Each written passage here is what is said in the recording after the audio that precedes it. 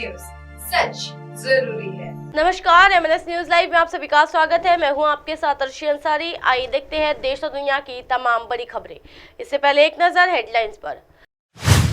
बहुत पर्दा है कि चिलमन से लगे बैठे हैं। आईफोन अलर्ट पर असुद्दीन ओवैसी का सरकार पर तंज। जी हां, मुकेश अंबानी को तीसरी बार मिली जान से मारने की धमकी। MLA अंसारी की अंतिम यात्रा में उमड़ा हुजूम। राजकीय सम्मान के साथ पैतुल कब्रिस्तान में किया गया सुपुर्दे खाक। आइए देखते हैं खबरें विस्तार से।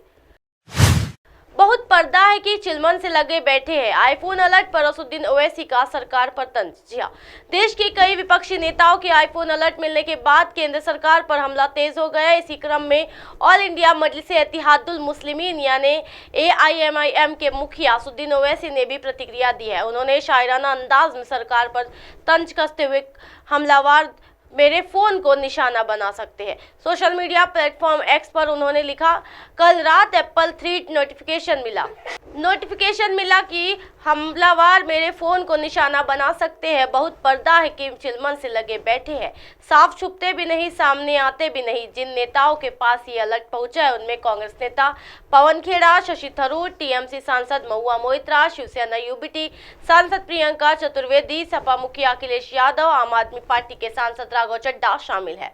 आईफोन अलर्ट में एप्पल ने क्या कहा? जी, इस अलर्ट मैसेज में कहा गया है कि राज्य प्रायोजित हमलावर आप आईफोन को निशाना बना सकते हैं। एप्पल का मानना है कि आपको स्टेट स्पॉन्सर्ड अटैक की ओर से निशाना बनाया जा रहा है, जो आपकी एप्पल ID से जुड़े आईफोन को खतरे में डालने की कोशिश कर रहे हैं। आप कौन है या आप क्या करते हैं, इसके आधार पर ये हमलावर स्वतः आपको व्यक्तिगत रूप से निशाना बना रहे हैं। अगर आपके उपकरण के साथ किसी राज्य प्रायोजित हमलावर ने छेड़छाड़ की है तो ये आपके संवेदनशील डेटा, संचार, यहाँ तक कि कैमरा और माइक्रोफोन तक पहुंचने में सक्षम हो सकते हैं। हालांकि ये संभव है कि ये गलत अलार्म हो। कृपया इस चेतावनी को गंभीरता से लें। विपक्षी नेताओं के निशाने पर सरकार। इस अलर्ट के मिलने के बाद विपक्षी नेताओं ने केंद्र सरकार पर हमला किया और कहा है कि सरकार नेताओं के फोन हैक करके जानकारी इकट्ठा करने की साजिश कर रही है। विपक्षी नेताओं को निजता पर यह हमला गैर कानूनी है। बढ़ते अगली खबर की ओर। मुकेश अंबानी को तीसरी बार मिली जान से मारने की धमकी। पहले 20 करोड़, फिर 200 करोड़, अब मांगा 400 करोड़। जी हाँ, एशिया के सबसे अमीर आदमी और रिलायंस इंडस्ट्री के मालिक मुकेश अंबानी को एक बार फिर सोमवार यानी 30 अक्टूबर को जान से मारने की धमकी मिली।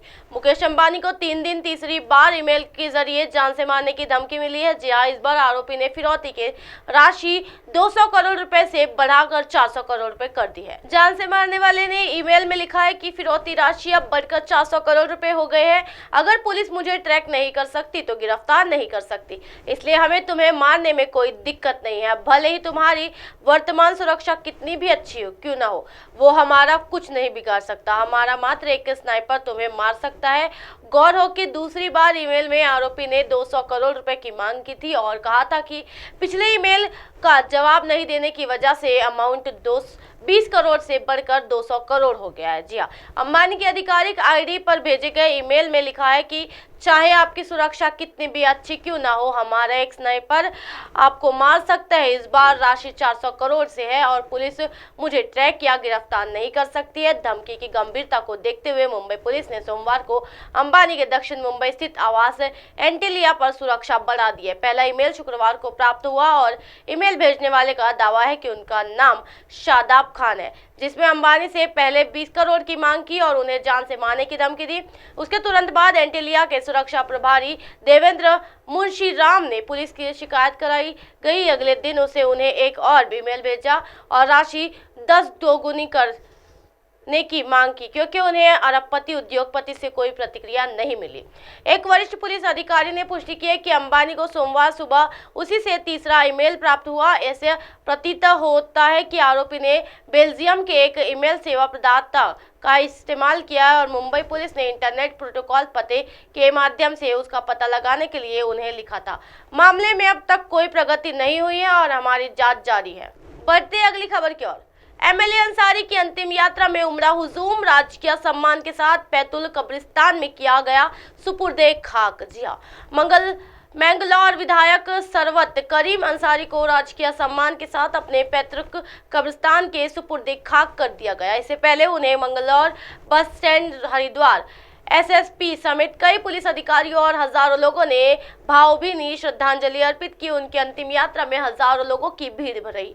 एमएलए सरवत करीम अंसारी को राजकीय सम्मान के साथ बैतुल कब्रिस्तान में किया गया सुपुर्द खाक। जी हां, हरिद्वार जिले से मंगलौर सीट में बसपा विधायक रहे सरवत करीम अंसारी का आज नोएडा के अस्पताल में निधन हो गया। देर शाम उनका पार्थिव शरीर उनके आवास पहुंचा। इससे पहले मंगलौर बस स्टैंड पर हजारों लोगों ने उनके अंतिम दर्शन किए। इस दौरान हरिद्वार एसएसपी के और सीडीओ समेत अन्य पुलिस अधिकारियों ने राजकीय सम्मान के साथ गार्ड ऑफ ऑन देकर अंतिम विदाई भी भावभीनी श्रद्धांजलि दी। इस दौरान मौके पर उन्हें जनाजे की नमाज भी अदा की गई।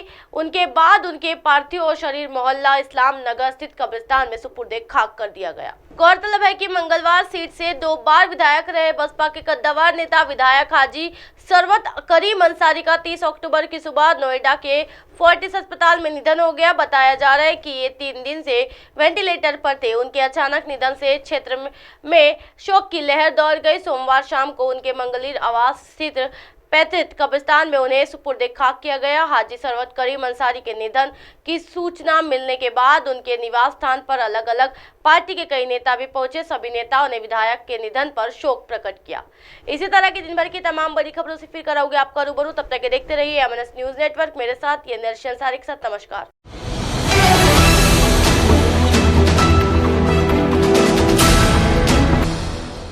ये है एमएनएस न्यूज नेटवर्क और आप देख रहे हैं एमएनएस न्यूज।